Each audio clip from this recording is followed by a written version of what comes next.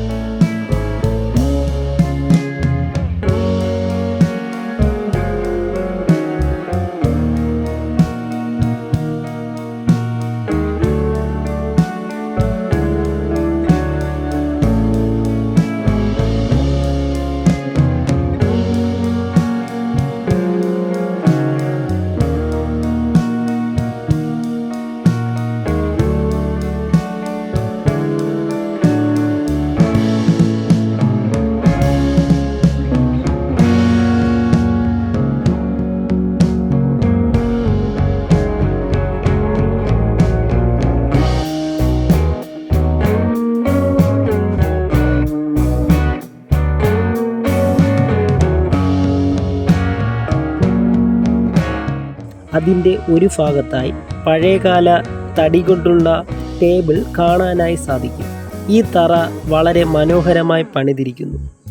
ഇനി നാം പോകുന്നത് രാജാവിൻ്റെ പള്ളിയറയിലേക്കാണ്.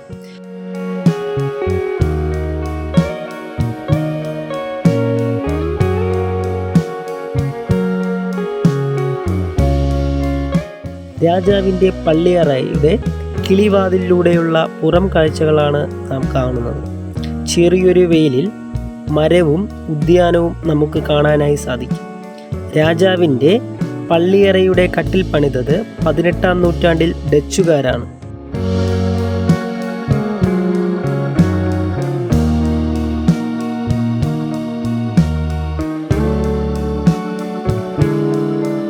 ഇവിടുത്തെ മരങ്ങളെക്കുറിച്ച് പഠിച്ച ശേഷമാണ് കട്ടിൽ പണിതത്.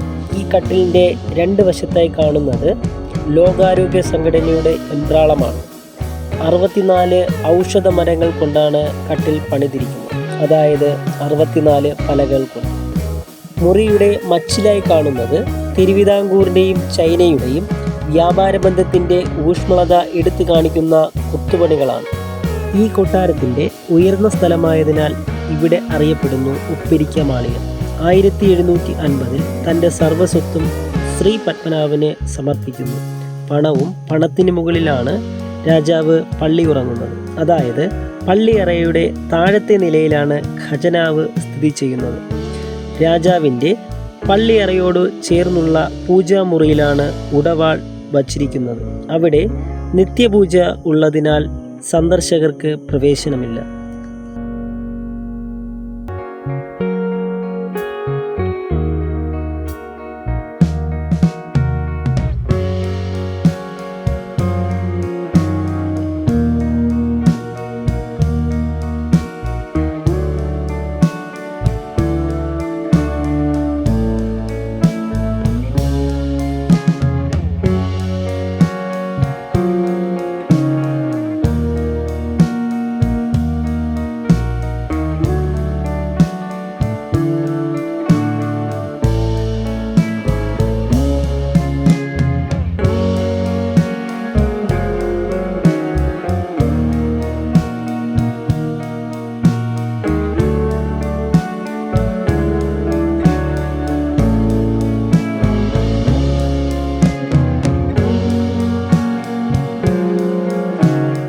ഈ ഇടനാഴിയിലൂടെ നമ്മൾ പോകുന്നത് കൊട്ടാരത്തിലെ രാജകുമാരിമാരുടെ മേക്കപ്പ് റൂമിലേക്കാണ്.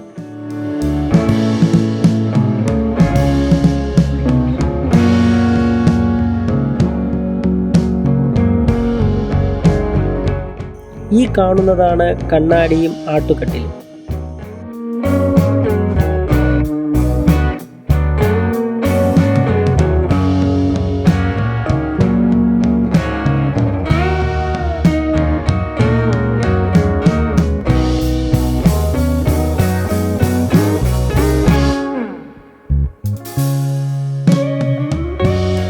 നമ്മുടെ മുന്നിൽ കാണുന്ന ചുമരിൽ ശ്രീകൃഷ്ണൻ്റെ ചിത്രങ്ങൾ കാണാൻ സാധിക്കും.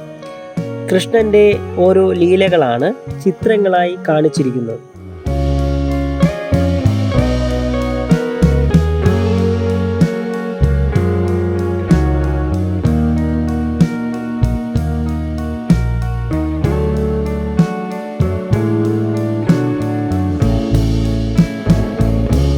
അടുത്തതായി നമ്മൾ പോകുന്നത് രാജാവിൻ്റെ അമ്മ ഉപയോഗിച്ചിരുന്ന മുറിയിലേക്കാണ്.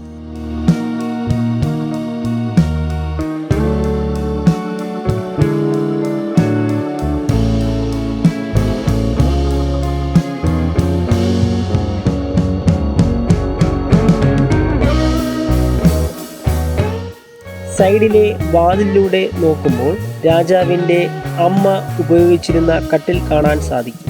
ഇതിന് 300 വർഷം പഴക്കമുണ്ട്. ഇതിൻ്റെ ഡിസൈൻ ചെയ്തിരിക്കുന്നത് ആനയുടെ കൊമ്പ് കൊണ്ടാണ്. ഈ മുറിയുടെ പുറം വാതിലിലൂടെയുള്ള പുറം കാഴ്ചകളാണ് നാം കാണുന്നത്.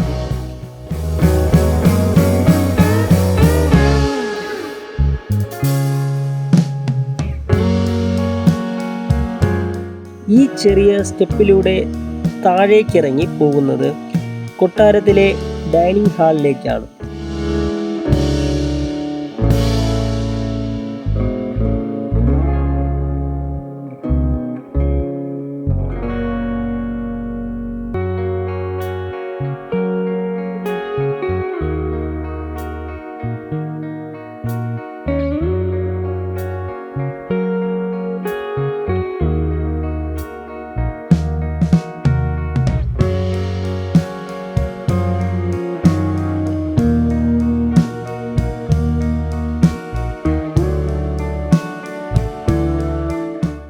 അവിടെ മറ്റൊരു ചെറിയ ഇടനാഴിയിലേക്ക് എത്തുന്നു.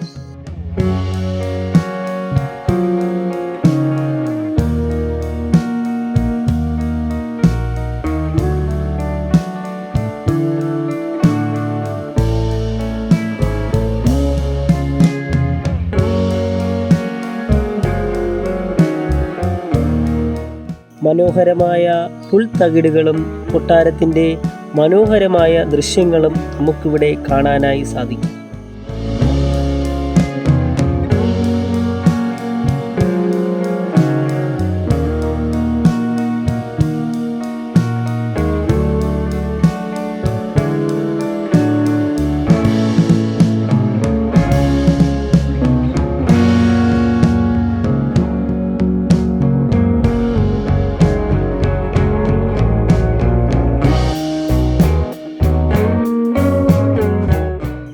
ഇവിടെ നിന്നും കൊട്ടാര വിളപ്പിന് പുറത്തേക്ക് ഇറങ്ങുകയാണ്.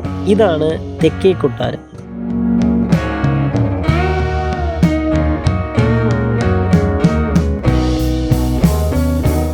മനോഹരമായ ചെറിയ കെട്ടിടങ്ങളാണ് ഇവിടെ നിർമ്മിച്ചിരിക്കുന്നത്. ചെറിയ ഉദ്യാനവും ഇതിനോടൊപ്പം സജ്ജീകരിച്ചിരിക്കുന്നു. ഈ കാണുന്നതാണ് കുളപ്പുര.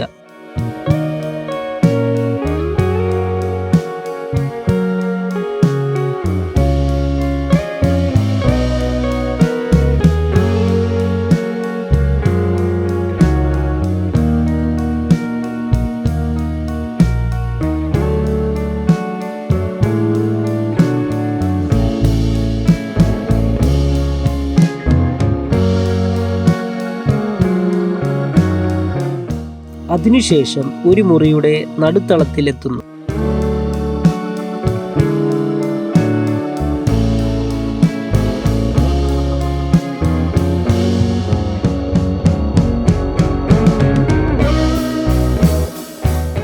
അവിടെ പഴയ കട്ടിലുകളും പഴയ കസേരകളും പെട്ടികളും മൺകൂജയും പഴകി ദ്രവിച്ച പനയോലയുടെ വിശറിയും ഊന്നുവടിയും ചാരുകസേരയും കാണാം.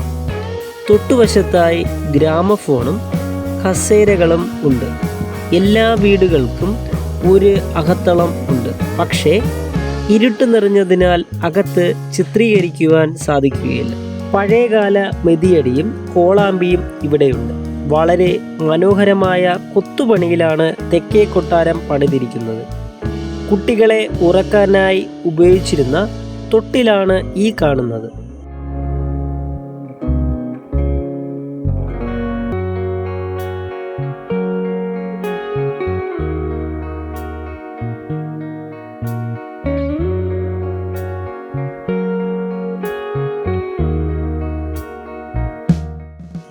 ഇതാണ് തെക്കേ കൊട്ടാരത്തിലെ അടുക്കള. അവിടെ തൂങ്ങി നിൽക്കുന്ന ഉറികളും മൺപാത്രങ്ങളും കാണാം. നാലുകെട്ട് മാതൃകയിലാണ് തെക്കേ കൊട്ടാരം പണിതിരിക്കുന്നത്.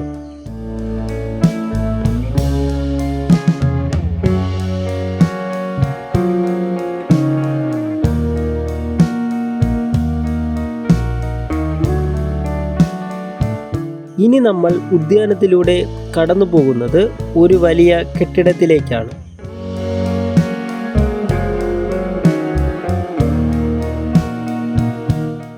ഈ കൊട്ടാരം ഇന്ദ്രവിലാസം കൊട്ടാരം എന്നറിയപ്പെടുന്നു.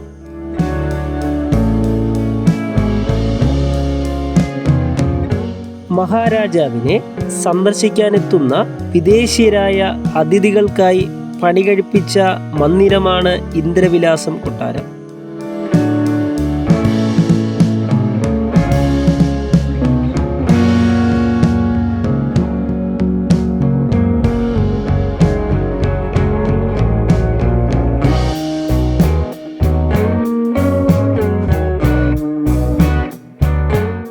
മറ്റു മന്ദിരങ്ങളെപ്പോലെ തദ്ദേശീയമായ വാസ്തുശില്പ ശൈലിയിലല്ല ഈ മന്ദിരം പണിതിരിക്കുന്നത്. വൈദേശിക വാസ്തുവിദ്യാ ശൈലി ഈ മന്ദിരത്തിൽ കാണാനായി സാധിക്കും.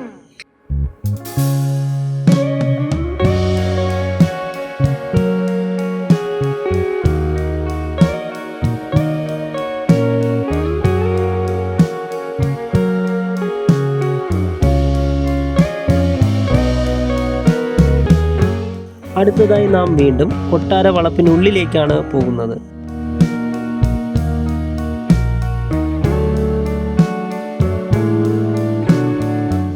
അവിടെ കുളപ്പുര കാണാനായി സാധിക്കും. സഞ്ചാരികളുടെ സുരക്ഷയുടെ ഭാഗമായി കുളത്തിനുള്ളിലേക്ക് പോകുന്ന വഴി അടച്ചിരിക്കുന്നു. ഇതാണ് നൃത്തമണ്ഡപം അല്ലെങ്കിൽ നവരാത്രി മണ്ഡപം. ഇവിടെ വെച്ചാണ് പ്രശസ്തമായ മണിച്ചിത്രത്താഴ് സിനിമയിലെ ഗാനരംഗം ചിത്രീകരിച്ചിരിക്കുന്നത്. പഴയകാല കരിങ്കലിൽ തീർത്ത മനോഹരമായ കൊത്തുപണികൾ നമുക്ക് കാണാനായി സാധിക്കും. ഈ കിളിവാതിലൂടെയായിരുന്നു കൊട്ടാരത്തിലെ സ്ത്രീകൾ നൃത്തങ്ങൾ കണ്ടിരുന്നത്. ഇതിനോട് ചേർന്നുള്ള ക്ഷേത്രമാണിത്. രാജഭരണകാലത്തു തന്നെ വിഗ്രഹങ്ങൾ കൊട്ടാരത്തിനുള്ളിലേക്ക് മാറ്റിയിരുന്നു. ഇതിനെ ഒറ്റയ്ക്കൽ മണ്ഡപമെന്നും അറിയപ്പെടുന്നു. നിങ്ങളുടെ വിലയേറിയ അഭിപ്രായങ്ങളും നിർദ്ദേശങ്ങളും കമൻറ്റുകളായി രേഖപ്പെടുത്തുക. നിങ്ങളുടെ ഓരോ ലൈക്കും ഷെയറും സബ്സ്ക്രൈബും നമ്മുടെ മുന്നോട്ടുള്ള യാത്രകളുടെ പ്രചോദനമാണ്.